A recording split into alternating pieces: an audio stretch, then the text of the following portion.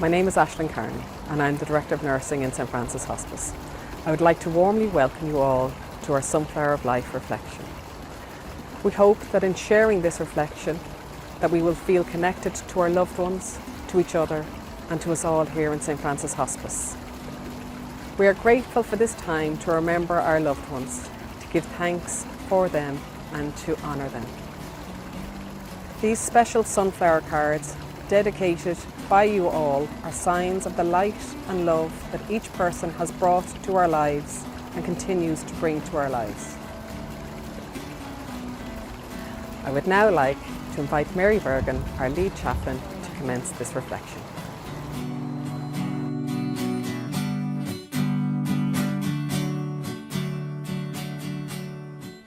Good afternoon. You're welcome now to our hospice garden on this lovely day. We're together this year in a special and unique way to remember, to reflect, to honour and to pray for your loved one. And as those memories come, we bring to mind that person who is deep within our hearts. We acknowledge our sadness today with gratitude for lives that shaped us, for hands that held us, for voices that inspired us, and for love that enriched us and continues to enrich us. Nature teaches us that just like the sunflower, the end of one stage is the beginning of another.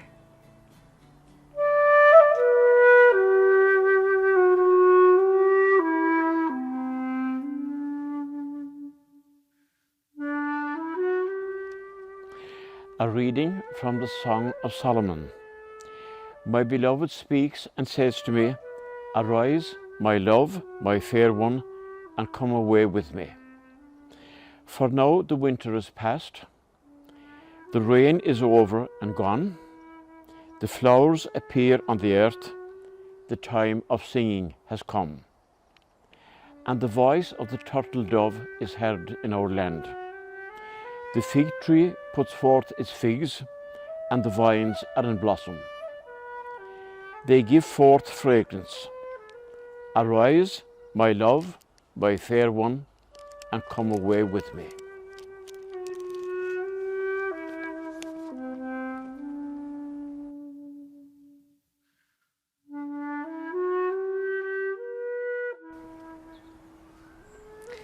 We are who we are because of those whose lives have touched ours. The things you learned from them stay inside of you and become a part of you. As time goes on, you will realise that no one is completely gone as long as you remember them. For just as death is part of life, the dead live on in the hearts and minds of the living. The sadness of grief may ebb and flow like waves, sometimes strong and overwhelming, other times more gentle. The price we pay for a love so deep and strong. The intensity of these feelings often softens over time, although at times this can be hard to believe. Creating ways to remember the person, to bring them to mind, to talk to them, to share their stories, are ways of keeping connections with our loved ones. So take a moment, close your eyes and breathe. Remember the times you shared together. The joy and the laughter, the fun and the achievements, the things you like to do together, the walks, the meals, the adventures. Bring to mind the places you like to visit together. Hear the rustle of the leaves, the sound of the sea, the shouting of the crowd. Picture the things that help to remind you of the person, the objects that you can touch or smell. Maybe jewellery or their glasses that they wore, maybe a jumper or their favourite top. Maybe it's the aftershave or perfume that they always smelled of, or their smiling face in the photographs.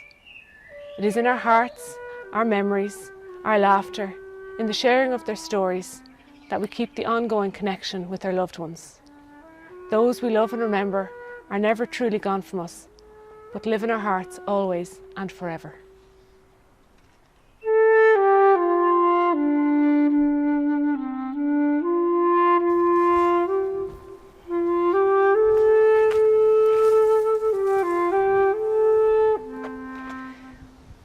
We give thanks for all of those who were so dear to us, from whom such goodness flowed. We remember all that they held sacred will continue to mean so much to us and go on living in our hearts and lives.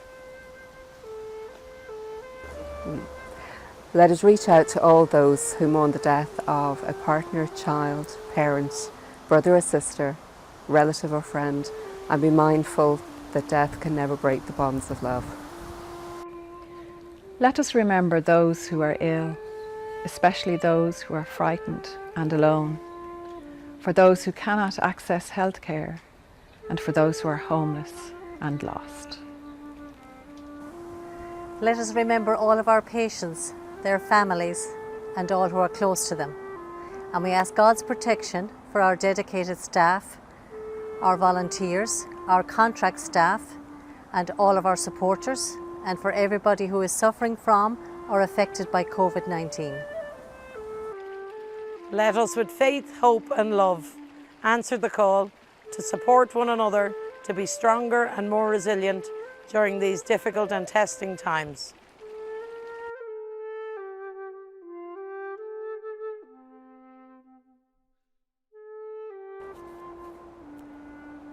One cold November morning, I noticed a sunflower coming into bloom on my patio.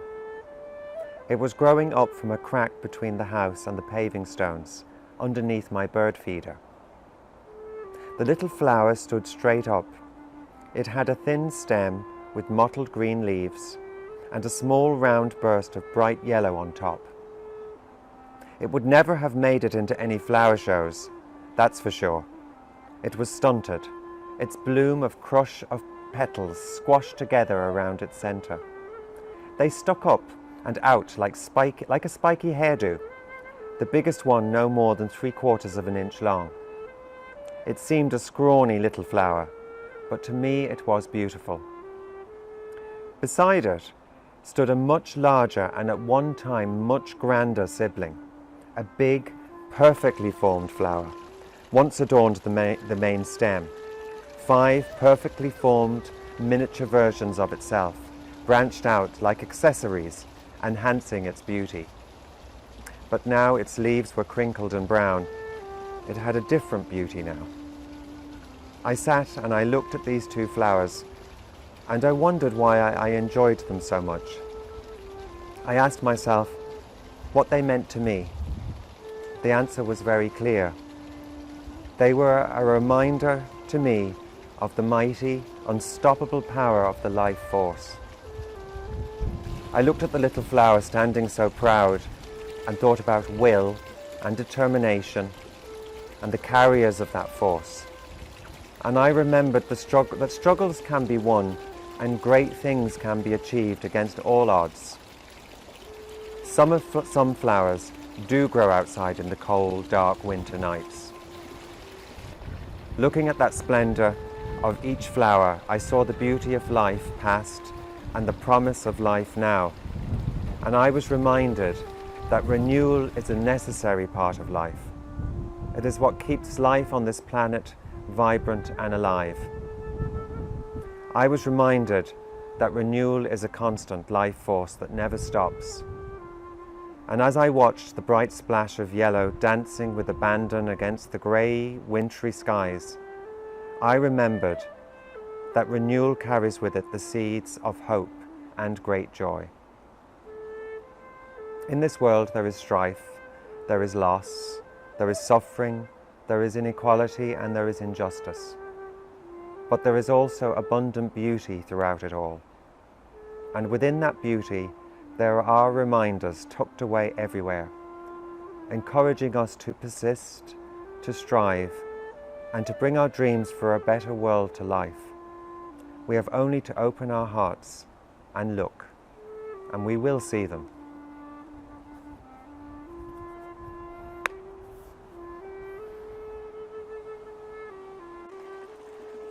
To the living I am gone, to the sorrowful I will never return.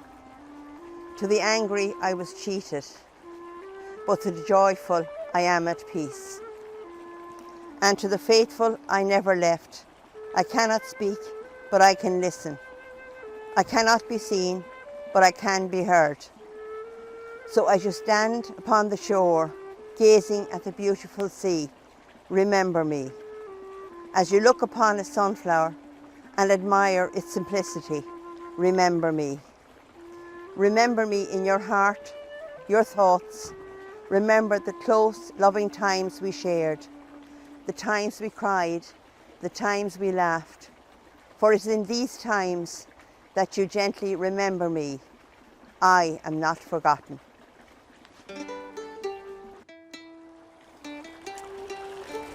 Thank you for joining our Sunflower of Life reflection. This has been a year like no other. Many among us have experienced the loss of a loved one, or the grief of isolation and loneliness. In these difficult times, it is especially important to pause, reflect and remember. We at St Francis Hospice hope that the words, images and music that you've experienced today help each individual on their bereavement journey. Mary Bergman from our chaplaincy team will now lead us in a final blessing.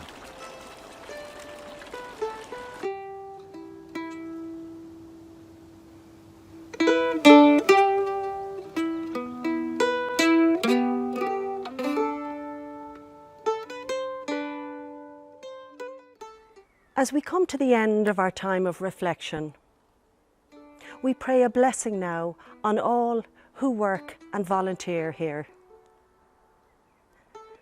We bless all who are receiving care and support here or at home. We ask for the help that we need day by day and into the future. And we hand ourselves over and all who are dear to us to God's loving care and safekeeping. And may we always allow the wild beauty of the invisible world to gather us, mind us, and embrace us. Amen.